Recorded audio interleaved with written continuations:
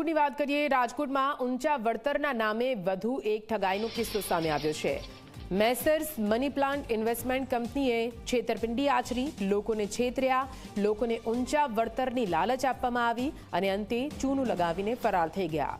લોકોને 15% વ્યાજની લાલચ આપી હતી અને આ વ્યાજની લાલચ આપીને તેમની પાસેથી તેમના રૂપિયા, તેમની મહેનતની મૂડી મેળવી હતી। શરૂઆતમાં 2 મહિના સુધી લોકોને 15% વળતર પણ આપવામાં આવ્યું। મોટું રોકાણ મળ્યા બાદ સંચાલક ઓફિસે તાળા મારીને ફરાર થઈ ગયો। હાલ રોકાણ કરનારા 7 લોકોએ નોંધાવી છે ફરિયાદ। હજુ પણ કેટલાય લોકો ભોગ બન્યા હોવાની આશંકા છે। નીરવ મહેતા નામના વ્યક્તિ સામે આ સમગ્ર મામલે નોંધાઈ છે ફરિયાદ।